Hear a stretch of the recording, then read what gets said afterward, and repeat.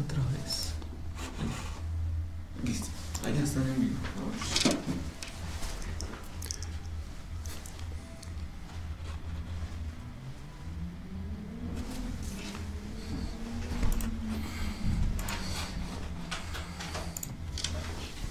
Buenos días a todos los que nos ven y nos oyen.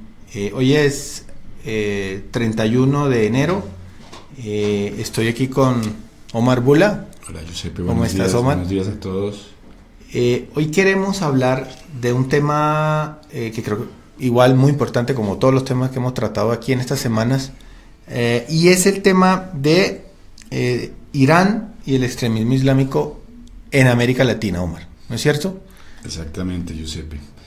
Un tema de suma importancia para toda la región, para el mundo sin duda, pero para la región específicamente, el cual cubrí hace ya varios años, diría 4 años y medio en mi primer libro, El Plan Maestro. Las cosas se están dando tal como se vaticinó en ese momento. ¿El Plan Maestro cuándo se escribió? El Plan Maestro se escribió entre el 2012 y el 2013. Ya 4 o 5 años. Casi 4, que llevamos para 5 años. Y la verdad, muchas veces me preguntan o me dicen, mire, lo que usted dijo se está cumpliendo. Yo no me enorgullezco porque las consecuencias de esa advertencia son muy graves. 5 años, 4 años y no ha pasado nada desde el punto de vista de reacción. No ha pasado nada, absolutamente. La única reacción ahora que tenemos tal vez es de los Estados Unidos, que vamos a ver más adelante cuando discutamos la nueva situación de América Latina bajo la presidencia de Donald Trump. Si quiere avancemos en la presentación porque me encantaría que fuéramos tocando los temas. Creo que el primero que tú tienes pautado es el tema de inmigración del Medio Oriente en América Latina, que es, digamos, el punto que arranca todo esto. Efectivamente, Giuseppe. Mira, en América Latina hay mucha gente de origen medio oriental o de Oriente Medio, pero ha habido varias migraciones, inclusive desde la época de la colonia y después inclusive después de la independencia, hubo migraciones de personas de Siria y del Líbano, sobre todo al Mar Caribe, donde se establecieron. En algunos casos eran musulmanes, en algunos casos eran cristianos. En el Líbano para los que no lo saben, hay cristianos y musulmanes. Por ende, esas inmigraciones no fueron muy disruptivas, en el sentido de que o eran cristianos o con el tiempo se convirtieron al cristianismo. Eso comenzó a cambiar a mediados del siglo pasado, cuando hubo nuevas migraciones hacia América Latina, y los nuevos migrantes han sido de carácter más ortodoxo, y desafortunadamente ya estamos viendo manifestaciones del Islam radical en países del Caribe, como vamos a ver más adelante. Más o menos se dice, aunque no hay acuerdo con las cifras, que hay unos 6 millones de musulmanes en América Latina, 1,5 millones en Brasil, 700,000 en Argentina, muchos en el Caribe. Aclarar aquí que ser musulmán no es ser radical, como ser católico tampoco es ser católico radical. Cada religión ha tenido sus momentos de extremismo y radicalismo. Ese es el turno del Islam y lo estamos viendo en sus varias manifestaciones, desafortunadamente, contra los intereses de los inocentes, contra Occidente, efectivamente. En el caso de Colombia, específicamente tenemos en Maicao la mezquita más grande de América Latina. Así es. No hay ningún problema. Yo viví en países musulmanes, en varios países musulmanes, tengo muchos amigos musulmanes. ¿Cuáles países para que la audiencia? Yo viví en Sudán, viví en Egipto, viví en Irak, Etiopía, viví en Senegal, viví en Etiopía, que es mitad musulmán. Entonces tuve mucho contacto con el mundo musulmán. Y grandes personas no todos los colombianos somos narcotraficantes, no todos los del Islam son extremistas, ¿no es cierto? Esas generalizaciones odiosas no caben en estos casos. El hecho es que, desafortunadamente, estas manifestaciones extremistas sí se están presentando en América Latina. En Colombia, como te menciono, Maicao, con una gran comunidad islámica, pero también Buenaventura. En Buenaventura hay centros financiados por la República Islámica de Irán. Eso lo pueden ver en Google, pongan Buenaventura Irán y o Islam Buenaventura y pueden ver el desarrollo de esto. Ellos han aprovechado mucho los sitios caóticos, ¿no es cierto? Los sitios donde, además, por los vínculos que se han establecido entre Islam radical y el tráfico de drogas que vamos a ver más adelante. Trinidad Tobago es tal vez el sitio más caliente en términos de radicalismo islámico. Isla Margarita, la Guajira colombiana y también la triple frontera del sur de América Latina, que vamos a ver un poco más detalle más adelante. Y una que de pronto no está ahí, que es la península de Paraguaná, es donde está la famosa base de misiles. Y lo vamos a ver efectivamente. En la península de Paraguaná hay algunos países que tienen, en los cuales ha crecido el Islam de manera más notoria, como Guyana, ¿no es cierto? Correcto. Surinam, Dominica en el Caribe y, como mencioné antes, Trinidad Tobago. Trinidad Tobago es un problema grave porque Trinidad Tobago no se tiene una población islámica considerable, sino que ya hay, y lo pueden ver en la prensa, sobre todo en los últimos meses y en el último año, hay manifestaciones de ISIS y estrategias transnacionales para combatir el reclutamiento de jóvenes para ISIS. Ya han viajado a Siria Cuando yo escribí el segundo libro, Watch Your Backyard, hablaba el general John Kelly, que es ahora el Chief of Staff, el jefe de la Casa Blanca, hablaba de 120 elementos de ISIS que ya habían ido de Trinidad y Tobago y habían regresado. Hay muchos más, y en la prensa del Caribe y en las organizaciones multilaterales del Caribe se habla mucho del crecimiento del islamismo radical, desafortunadamente. Otro sitio es la Triple Frontera. La Triple Frontera, para aquellos que no la conocen, está entre Paraguay, Argentina y Brasil. Es uno de los lugares más... Sitio hermoso. Hermoso e irónicamente peligroso. Claro, claro. Una de las fronteras más peligrosas del mundo. La Triple Frontera se concentran todas las mafias que tú te puedas imaginar. Obviamente las FARC, los carteles mexicanos, Hezbollah, con una gran presencia. Se dice que hay hasta 25.000 árabes viviendo en la Triple Frontera. Y de ahí se realizan todo tipo de actividades, desde ahí se realizan todo tipo de actividades criminales. Es un área que no han podido controlar estos tres países. Además que los tres países tienen unas diferencias, aparte del tema islam, entre paraguayos y argentinos y Brasil siempre hay una rivalidad, ¿no? Además, y diferencias de riqueza y diferencias de capacidad. No es solamente de fútbol. No, definitivamente no. Las diferencias. Definitivamente no. La Triple Frontera, entonces, es donde Hezbollah ha estado desde mucho tiempo. Estas organizaciones islámicas extremistas han estado aquí desde hace décadas. Lo que pasa es que son más visibles hoy en día. Claro. Desde la Triple Frontera fue que se creó, que se craneó, como dicen en argot en Colombia, se diseñó el ataque el centro AMIA en Buenos Aires en 1994, ¿no? Que fue el que dio lugar a la muerte de Alberto Nisman hace algunos años. O sea que ellos están acá, si quieres puedes seguir, pero su llegada, a pesar de haber estado aquí desde el 94, y vamos a volver dentro de un momento al asunto de Nisman y de Cristina Kirchner, la verdadera entrada por la gran puerta a América Latina fue gracias a Hugo Chávez Frías. Hugo Chávez Frías le abre la puerta a Irán, sobre todo desde la llegada al poder de Mahmoud Ahmadinejad, que es la persona que ustedes ven en la pantalla. Un personaje muy particular, bastante radical en términos de antiamericanismo y antisionismo, que en sus discursos mencionaba la necesidad de destruir a Israel y de borrar a Israel del mapa. Hace 7 viajes a América Latina desde el 2005, 7 viajes. En esos 7 viajes visita siempre a los mismos, comenzando por Venezuela y por la entrada las puertas que le abre Hugo Chávez. Pasa también a Nicaragua, a Ecuador, a Bolivia, como dicen en inglés, the usual suspects, los sospechosos de siempre, ¿cierto? Crea un vínculo muy estrecho con el narcosocialismo de América Latina. ¿Para qué? Primero que todo porque en esa época estaba bajo sanciones y quería jugar por fuera del ámbito de las sanciones con la ayuda de los países de la región. Segundo que todo, estaba en la búsqueda de uranio, ¿sí? Que es uno de los... Y lo encontró, claro. Y lo encontró. Claro. Las Naciones Unidas mismas mencionaron un proyecto de uranio en toda la región, en el cual han colaborado desde Chávez hasta Evo, hasta Correa, e inclusive búsqueda de tecnología nuclear con Argentina. El hecho es que Chávez, porque esto puede ser muy largo, Chávez le abre la puerta, Chávez entra en acuerdos de cooperación militar, Chávez inclusive, como vamos a ver más adelante, le permite instalar una base de misiles en Paraguaná, que tú ya mencionaste. Así es. Perdón.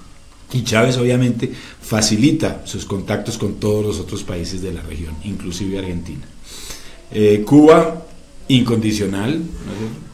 Cuando cae el Shah Reza Pahlavi en Irán en 1979, que era apoyado por Occidente, y que es la revolución islámica y Khomeini toma el poder, el primero en felicitarlo es Fidel Castro, por sus afinidades obviamente relacionadas con su antiamericanismo y antiimperialismo. En teoría. Sí, obviamente. Yo siempre que veía a Fidel lo veía con buzos Adidas y... Ah, no, sí, obviamente. Sí. Ellos tienen y relojes también del imperio. El supuesto imperio, ¿no? Tal vez los iraníes son un poco más puristas en este caso y tal vez sea, pero sin embargo ese fenómeno Occidente invadió todo desafortunadamente o afortunadamente para algunos. Entonces Cuba es un aliado incondicional desde el principio. Y entonces de ahí, perdóname, sí, de ahí entonces con esa apertura de puerta entra, ni siquiera sé cómo pronunciarlo, Ahmadinejad, y entra y empieza entonces a aumentar sus contactos, aumentar sus contactos de manera notable. Mira, Irán no invertía prácticamente nada en la región hasta que llegó Ahmadinejad. Después de su primer viaje se empezaron a invertir 40 billones de dólares. Irán abre una escuela, necesitaba obviamente de todos estos países también que lo respaldaran, y esto es muy importante, que lo respaldaran en los foros internacionales, ¿no es cierto? Brasil fue uno de los principales. Lula, en el momento que ahora ya sabemos qué suerte está corriendo, Lula apoyó a Irán y al proyecto nuclear de Irán, supuestamente con fines pacíficos, en todos los foros internacionales, en el movimiento de no alineados, en la ONU, en cualquier foro donde se discutiera el peligro potencial del proyecto nuclear iraní, que es el que más preocupa a los Estados Unidos.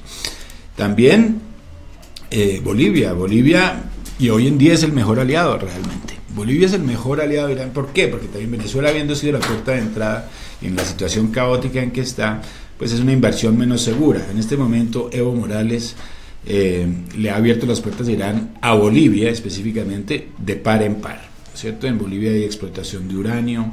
En Bolivia se abre la Escuela del Alba.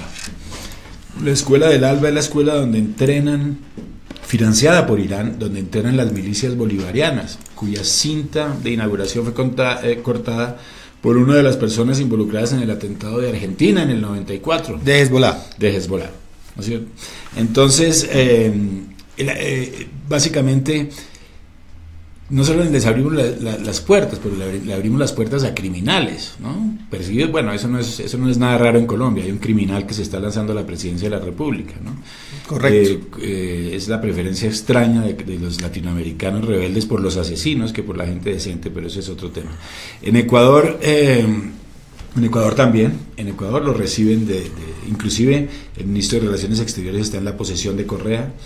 Se sabe que las fuerzas Quds, las fuerzas de la Guardia Revolucionaria iraní, han entrenado a las tropas ecuatorianas en el norte del Ecuador, es decir, la frontera sur de Colombia. O sea, estos se preparan para guerras. Ellos hablan de paz y se preparan para más guerra. Ellos vienen allí con una misión muy clara, tanto la misión política que es aquella de poder darle la vuelta a las sanciones y obtener una base de poder, pero también tiene una misión religiosa, porque el proselitismo también está involucrado y como vamos a ver más adelante, ha avanzado notablemente en la región.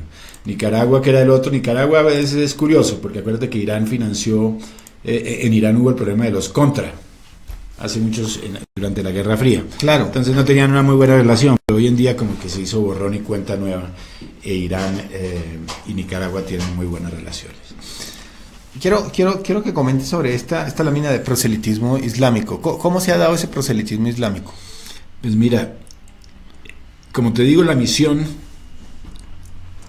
primero que todo, la misión del Islam ortodoxo, o el más antiguo. El más antiguo es el Corán lo menciona, es conquistar, ¿sí?, el mundo y librarlo de infieles.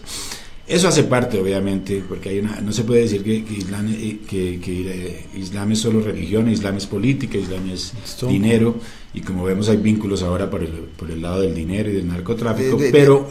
Sí, perdóname, yo quisiera que definamos a las personas, porque yo no me considero un experto en Islam, ni más faltaba, pero quisiera que las personas sepan muy claramente para el Islam qué es un infiel.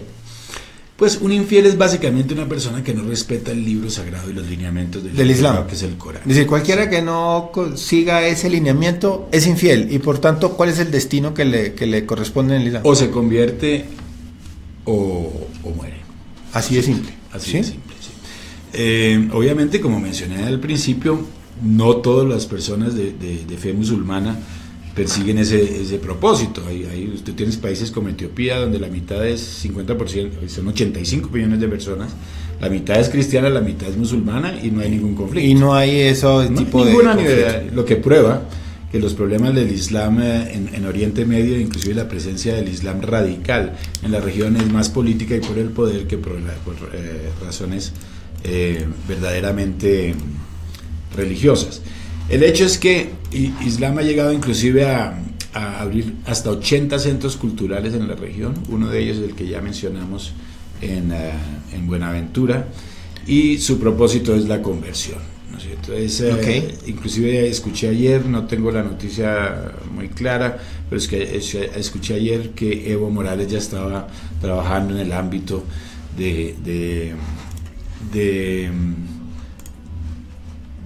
la conversión religiosa, ¿no? o del ámbito de lo religioso, para que haya cierto tipo de conversiones que pueden estar siendo... Hace poco él empezó a de alguna manera a prohibir el tema de difundir ideas religiosas católicas por parte de pastores. O sea, a eso me refería, no conocía la noticia bien, a eso me refería, me comentaron ayer, y sin duda alguna uno de los eso es un disparador, sí, eso es una alerta, es una bandera que es peor aún, y vamos a ver, porque ya hay mucha gente convertida al Islam. No estamos hablando de grandes cantidades, pero la semilla está ahí. Los famosos vuelos fantasma, que fueron llamados así por el personal del aeropuerto de Maiquetía en Caracas, eran vuelos de Iran Air y de Conviasa, que iban desde Caracas a Teherán sin manifiesto, cargando todo tipo de personas de seguridad, de inteligencia iraní. Salían por las noches, nadie sabía sobre esos vuelos. Esos los vio mucha gente salir. Te digo algo, me consta. Una vez venía saliendo de Caracas, del aeropuerto de Maiquetía, y el personal del aeropuerto estaba ahí un poco alborotado, inquieto, ¿no? Y pues obviamente pues yo pregunté, y la respuesta era: no, es que no tenemos confirmación de la lista de pasajeros de un vuelo. ¿Qué vuelo?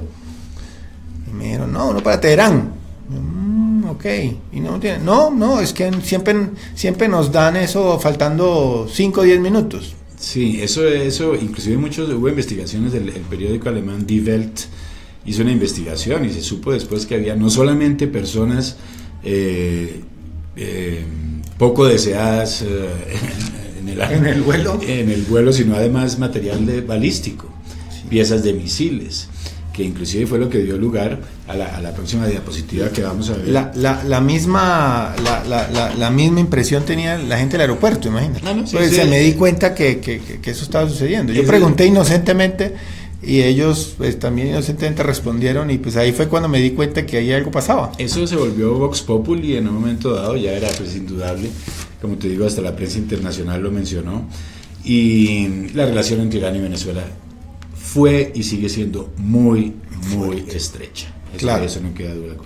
llegan al momento. El propio Die Welt, en esa diapositiva que ven, habla de la construcción de una base de misiles en la península de Paraguaná. Estos misiles tienen alcance a cualquier parte de la miles de kilómetros, e inclusive al sur de los Estados Unidos. De ahí, como vamos a ver más adelante, que Estados Unidos se preocupe tanto por Venezuela. Hablemos de Hezbollah. ¿Qué es Hezbollah? El partido de Alá, ¿no es cierto? El partido de Alá. Hezbollah nace más o menos en los años 80. ¿Eso es lo que significa Hezbollah? El partido de Alá. Ah, esa es la traducción. En los años 80, a raíz de la liberación del Líbano, o la retirada israelí del Líbano, Hezbollah, con la ayuda de Irán, Hezbollah es básicamente el brazo derecho o el brazo armado de Irán, se instala en el sur del Líbano, tiene una afinidad con Irán. Además es el hecho de ser chiitas. Para aquellos que no saben, Islam se divide mayormente entre chiitas y sunitas. Irán es chiita, ISIS es sunita. La diferencia es un poco más, podría explicarla básicamente en el momento de la muerte de Mahoma. Se dividen y crean estas dos grandes vertientes del Islam, pero básicamente Irán y Hezbollah coinciden en ser chiita. Irán es el mayor representante del chiismo, con 90% de su población chiita. Hezbollah, como digo, entra primero a la región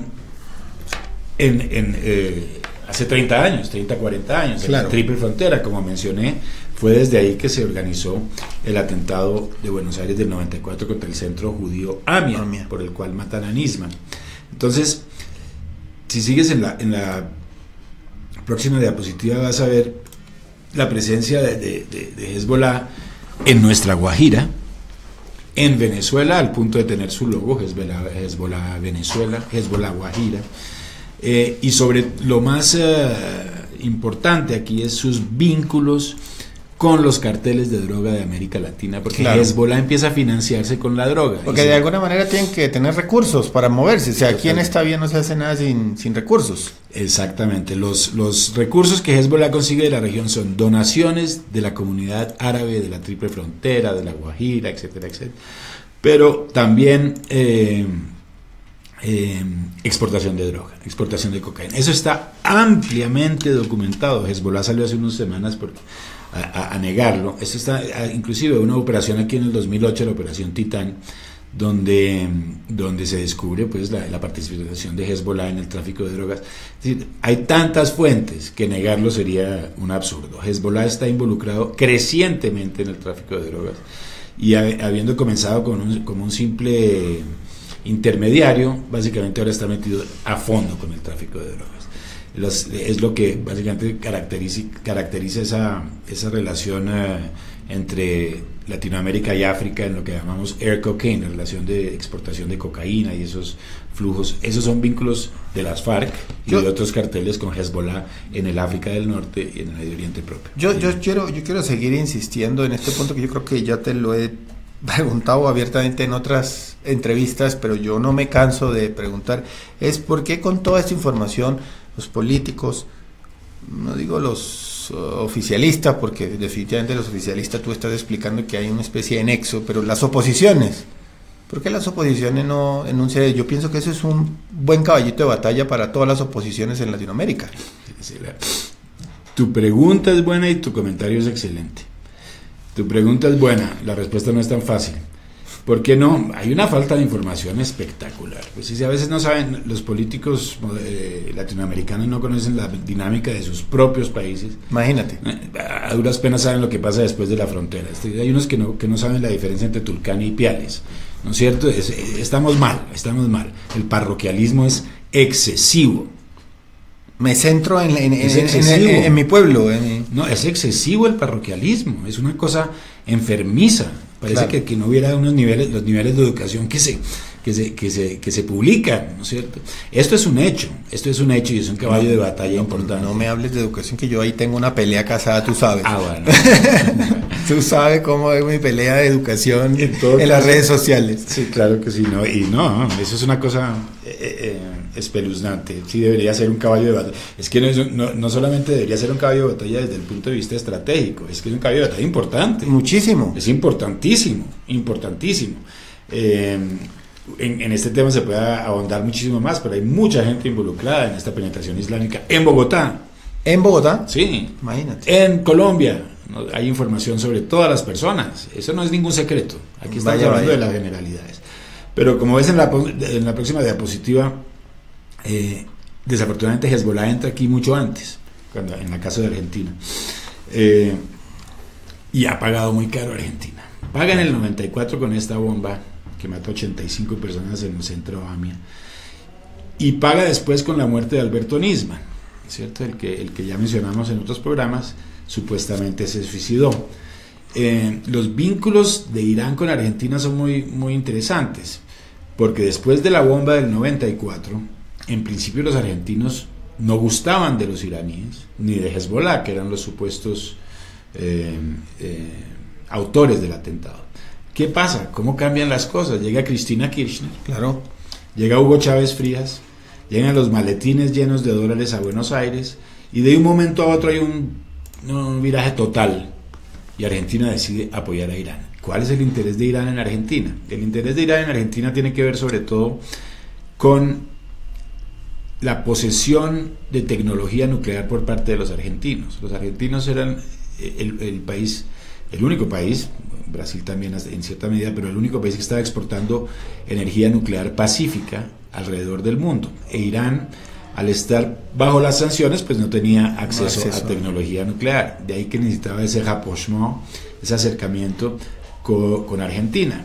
Esto lo hizo básicamente, esta magia, ese truco de volverlos a juntar, lo hizo Hugo Chávez Frías con donaciones considerables a la campaña de Cristina Kirchner. De ahí que después Alberto Nisman trate de denunciar, ¿sí? Y decidan acabar con su vida desafortunadamente. Sí, como dicen, lo suicidan. Lo suicidaron. Algo así, lo suicidaron. Entonces la Argentina ha pagado un precio muy alto y tiene la triple frontera, que es de la cual habíamos hablado.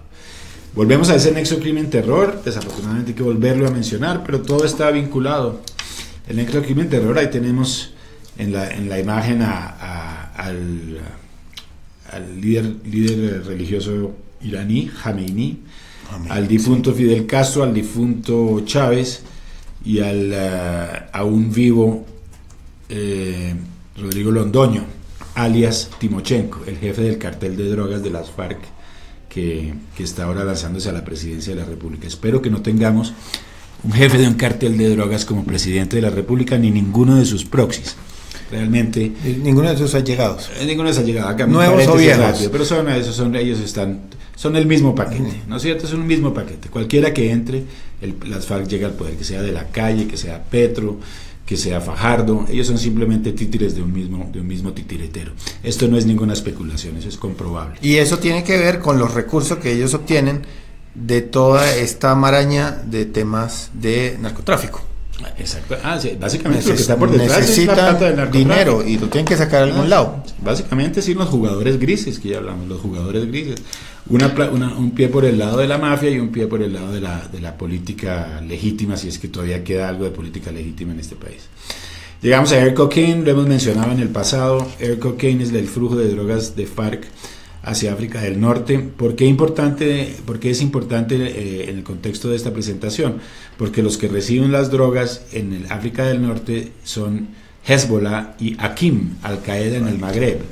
Entonces hay un vínculo directo. Y si las cosas van, las cosas vienen, ¿no es cierto? Hace poco hubo una inmigración palestina importante al Ecuador, palestinos que han llegado también a Venezuela, gente de otras nacionalidades que trabaja para Irán, porque los servicios secretos iraníes utilizan somalíes, etíopes, egipcios, gente de muchas nacionalidades. Por supuesto. El hecho es que esto nos une desafortunadamente, y esa es una especie de conducto, ¿no es cierto?, que no le conviene a los latinoamericanos. Después viene el factor Al-Zaimi, Al-Saimi, para aquellos que no lo conocen, el vicepresidente actual de Venezuela, llega al poder justo después de que gana las elecciones Donald Trump. Curiosamente llegan dos vicepresidentes a su puesto inmediatamente después de la elección de Donald Trump, Tarek Al-Saimi y el vicepresidente Naranjo. Yo los considero a ellos pólizas de seguro, no vicepresidentes. Entonces, son pólizas de seguro. En el caso de que caiga Maduro, en el caso de que caiga Santos, sí, hay una continuidad. Hay una continuidad asegurada. Y una con una firma militar y policíaca, en el caso de Colombia, y la otra con vínculos con Hezbollah. Tarek Al-Saimi es el representante número 1 de Hezbollah en la región. Gracias a Tarek Al-Saimi se han expedido pasaportes para todo tipo de militantes islámicos, eso está en la prensa lo ha mencionado muchísimo, para todo tipo de militantes islámicos, para gente de nacionalidad iraní, para inclusive de ida y vuelta. También hay pasaportes iraníes para personas venezolanas. Claro. Esto es un tráfico que no para. Y Tarek Al-Saimi es un peligro latente. De ahí que, Giuseppe, yo creo que eso es perdón, es importante que lo menciones, qué pena.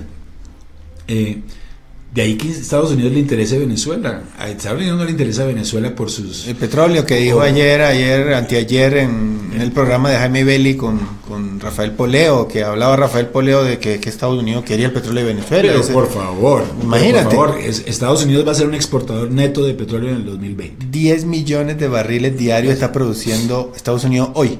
El petróleo, la geopolítica del petróleo ha cambiado enormemente en los últimos 15 años. Completamente, claro. O sea que hay esos cuentos de que el imperio y que lo mismo lo de la droga, es que ellos son los que consumen. Hay gente que parece que no avanza, no da un paso adelante. Cuentos marchito de la izquierda latinoamericana. Como mencioné en Twitter el otro día, los que dicen siempre ha sido así. No me aguanto el siempre ha sido así. No es como si el mundo fuera estático. Sí, no. No. El hecho es que Trump y el gobierno Trump menciona a Venezuela, y lo mencionó ayer en el State of the Union Address, y lo mencionó también ante la ONU junto con Corea del Norte y con Irán. Le importa a Venezuela en la medida en que Venezuela está invadida por Irán, por Hezbollah, hay intereses rusos, chinos, pero sobre todo la presencia de Irán.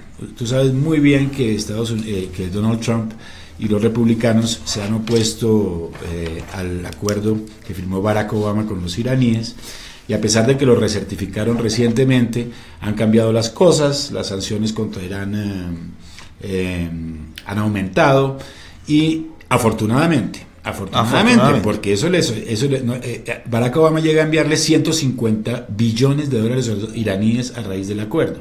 Los iraníes lo único que no les permitía avanzar más en América Latina era la falta de dinero, ¿no es cierto? Ahora tienen el dinero para avanzar. Ese acuerdo para América Latina fue gravísimo. Más y peor aún, Barack Obama lo descubren hace un mes, tapando todas las relaciones con Hezbollah. Correcto. Para poder firmar el acuerdo con Irán, Barack Obama decide cerrar los ojos ante la presencia de Hezbollah en la región. ¿Qué le toca hacer a Trump o a quien fuese que hubiera llegado? Arreglar la situación. No quiero repetir y enfatizar más el daño que Barack Hussein Obama le hizo a América Latina. La historia, lo no hay manera de medirlo. No hay manera de medirlo. Es incalculable el daño que le ha hecho a América Latina. Por eso es que Estados Unidos está en Venezuela. Y por eso es que tú decidiste en algún momento escribir Watch Your Back. Exacto, terminé el plan maestro y Watch Your Back era una continuación porque uno se sigue enterando de una cantidad de cosas, sobre todo cuando se trata del submundo y del submundo criminal, uno se sigue enterando de tantas cosas. Aquí en Watch Your Back ya entro con el crimen transnacional organizado, pero menciono también todas estas relaciones de Irán con países de la región. No se salva ninguno. Irán, Uruguay, ¿no es cierto? Mujica alababa a Lula por estrechar relaciones con Irán. Irán, Brasil, como lo mencioné con Lula da Silva, estrechísimo. Irán, Ecuador, Irán, Colombia, Irán, Panamá, lavado de dólares durante la época de las sanciones en Panamá. Irán, México, en el sur, el proselitismo de Chiapas y los vínculos contra el tráfico de drogas. Es decir, en todos lados Irán está en América Latina con 40.000 agentes. Uy, Dios mío. 40.000 agentes. O sea, embajadas de 150 personas. Hay, por tomar tu palabra, hay embajadas de ellos en cada totalmente. embajada, digo, organizaciones afines a ellos. Sí, hay embajadas formales e informales. Sí. Las formales se multiplicaron, 6 más hace algunos años, e incrementaron también el personal en las embajadas, y hay mucho personal de seguridad de las fuerzas Quds. Fuerzas Quds, como menciono, son las notorias fuerzas de la Guardia Revolucionaria iraní. El hecho es que Watch Your Backyard se escribe entonces para avisarle a los americanos lo que ya sabían, ¿no es cierto? Pero para avisarle al público en general de que esto no es ningún mito, esto es realidad, esto todo es verificable, y tenemos que tener cuidado, no de la diversidad religiosa ni la tolerancia, tiene que haber tolerancia de culto, eso es parte de la democracia, ¿no es cierto?, parte de la convivencia, pero otra cosa son los elementos radicales y sus vínculos con los criminales de la región. En el caso de Colombia, claramente los vínculos de FARC con Hezbollah siguen activos, de otra manera no estaría circulando droga a través del África hacia Europa. Correcto. Muchísimas gracias, Omar. Pongo aquí en la pantalla de nuevo la portada de tu libro. ¿Dónde se puede conseguir tu libro? El libro se consigue en Amazon. Este libro está solo en la versión en inglés. Okay. Escrito más para los europeos y para los americanos. Y parece que muy pronto vas a tener que traducirlo, me parece. El problema de traducirlo es que ya ha avanzado tanto la cosa que me tocaría escribir un nuevo libro. Entonces se vuelve como Rocky 1, Rocky 2, Rocky 3, Rocky 4. Así es. Pero sí, está en Amazon. A quien le interesa un libro corto a comparación del Plan Maestro. Buenísimo. Pero su propósito es avisar. El Plan Maestro advirtió y Watch Your Backyard readvirtió.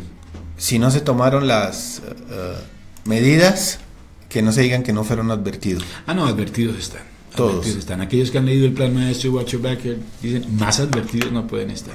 Más advertidos. Todo con base en hechos verificables, comprobables. Esto es un fenómeno lento, pero la semilla está ahí y no estamos haciendo absolutamente nada como el crimen organizado para pararlo.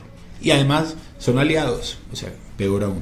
Dejamos pasar, vista gorda. Vista gorda total, y yo creo que tenemos que abrir los ojos definitivamente. Ya me he cansado de decir durante 4 años, abran los ojos. Cada que me dicen, veas en el espejo de Venezuela, he escuchado esa expresión 1.000.000 de veces, yo creo.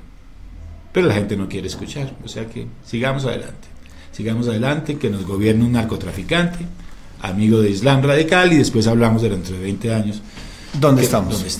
Muchas gracias a ti por la entrevista, Josep. Muchas gracias, Omar. Muchísimas gracias a todos. Cerramos este programa con la imagen de Watch Your Backyard para que, por favor, lo lean, investiguen. Si ustedes creen que lo que está ahí no es, pues están en libertad de comentar, refutar, pero lo importante es que investiguen, hagan sus propias investigaciones, hagan sus propias averiguaciones y vean cómo es el entramado realmente geopolítico latinoamericano, cómo se están moviendo los hilos en este momento. Muchísimas gracias. Gracias a todos. Omar, buen día. Hasta luego. Estés muy bien, hasta luego. Gracias al nuevo.